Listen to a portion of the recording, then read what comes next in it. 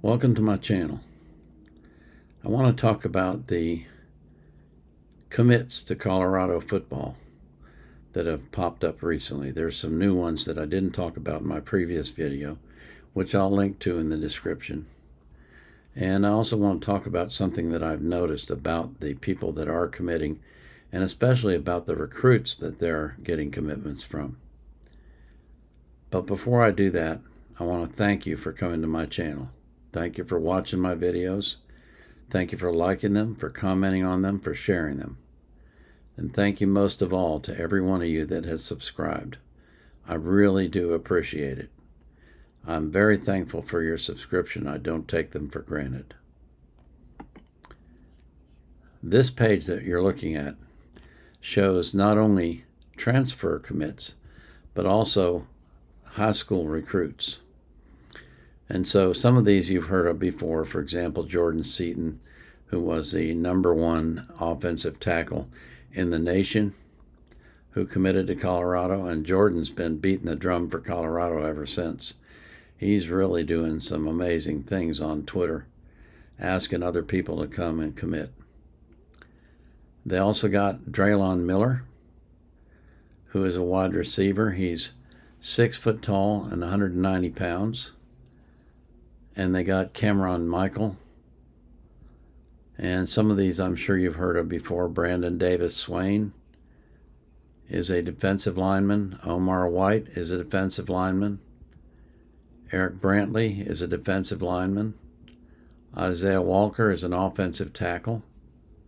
Zachary Lewis is a wide receiver. Amontre Bradford is an edge rusher. And Micah Welch is a recent commit, is a running back. But I want you to notice something about these recruits that they're getting. If you look at their scores, they're all high scoring. Now, I don't understand how they do this scoring for On3 and 24/7, but they score all the football players across the country based on observations of their skills and their production and so forth. And the highest score you can get is 100. Well, Jordan Seaton scores a 98.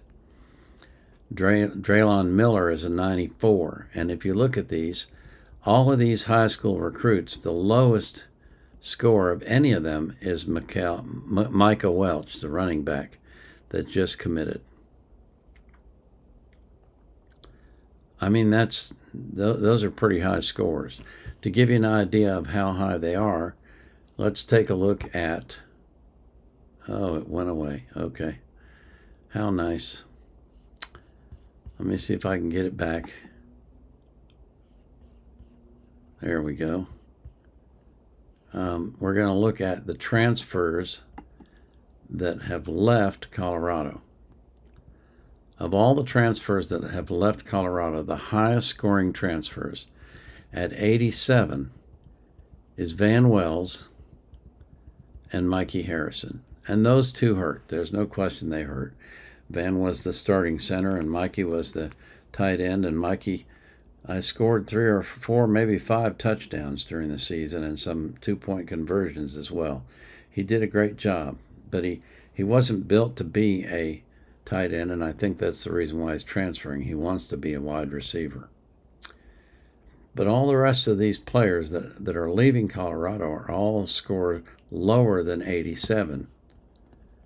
And 87 is the lowest score of any of the incoming freshmen. So it appears to me that what they're doing at Colorado, what Prime is doing and his staff is doing, is focusing on the transfer portal, which you're going to see in a minute. But they're on their high school recruiting, they're only going for the best they can find and they can get. Because these kids are all high-scoring kids. They're all up in the 90s and in the high 80s. The lowest one, as I said, is 87. Now, they've got some new transfers since the last video that I did. One is Anquan Barnes, who is a defensive lineman from Alabama. And he is 6'4", 315 pounds. he'll be rushing quarterbacks. And if he's from Alabama, you know that he's a quality kid. They don't have scores on these guys except for the 24/7, which tends to score them lower, but they score him with an 88.52. Another one is Walter Taylor. Walter Taylor is a quarterback, but look at this kid. He's 6'7", 235 pounds. Wow, that is tall. He comes from Vanderbilt. And then Cordale Russell, who has now committed to Colorado. Excuse me. He is a wide receiver, and they say that he's in the mold of a, oh gosh, now my mind's gone blank. He used to play for the Cowboys for a little while. Shoot, I can't think of his name, but anyway, he's a big body receiver that catches the ball, has good hands and can really overwhelm cornerbacks. And another one is Quincy Wiggins, excuse me. He's a defensive lineman coming from LSU.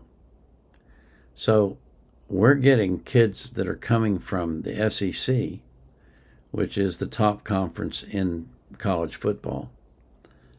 And they're coming to Colorado because they're not getting enough playing time where they are. So they said, I'm going to go to Colorado where I can shine and be in the spotlight. Another new one is Preston Hodge. Preston Hodge is a safety. Excuse me. And he comes from Liberty. Liberty went undefeated this year. They're not in one of the big time conferences, but still they were undefeated. So he comes from a winning program. And then I talked about these two kids, Destin Wade and Keaton Wade. I found out they actually are twins, but they can't be identical twins. They just can't be, because Destin is 6'3", 223, and Keaton is 6'5", 250. So they must be maternal twins. And Destin is a quarterback, Keaton is an edge. And then I don't think we had Will Shepard last time we talked either. And all of these guys are high scores too, 91s, 88s, 89s. I think we've talked about Matthew Bedford and Shimon Mateer, the tight end that's really good size, 6'5", 248. For a tight end, that's big. If he's got hands, and he scored 5 touchdowns for Cincinnati, so he obviously does, he's going to be a big addition. The rest of these guys I think you're already familiar with, so I'm not going to go over them again. But the thing I noticed, as I say, is that when it comes to the high school recruits, they are really going for top-notch players only. They're not trying to get any 3-stars at all. They're going strictly for 4 stars or really highly ranked 3 stars. And again, I'll put the links in the description so that you can look this stuff up for yourself. In some cases, if you click on this little icon here, you can watch video of them, and you can research them on the web as well. But I'm encouraged by what Colorado is doing. They seem to be adding really quality players, both through the transfer portal and through recruiting. And of course, it remains to be seen. It remains to be seen what they'll do when they play. But based on the quality of the people that are committing to Colorado, I definitely think they'll have a better team next year than they had last year. I think I've said before, I wouldn't be at all surprised to see them go 8-4, maybe even 10-2. And of course, Deion says he wants them to play in the college playoffs, which means they'll have to be either a conference champion, which maybe that's what he has in mind, I don't know.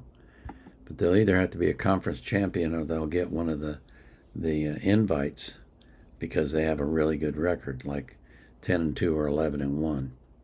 I mean, if they went 10-2 but didn't win the conference, they might get an invite. If they go 11-1 and don't win the conference, they would almost definitely get an invite, I would think, being in the Big 12. But in any case, that's an update on Colorado. Lots of exciting stuff going on. Remains to be seen what the results will be on the field, but I expect they'll be better than they were last year, and last year they were 4-8, so you can expect them to have a better record this coming year, than they had this year. As always, I pray that you will live abundantly, that you'll have a long life, that you'll be healthy, and that God will keep you safe. I pray that He'll do the same for every person that you love. And I also pray that you'll be anxious for nothing, but in all things, through prayer and supplication, with thanksgiving, you will let your requests be made known to God. And the peace that passes all understanding will keep your heart and mind in Christ Jesus. This is the Vietnam Era Vet out.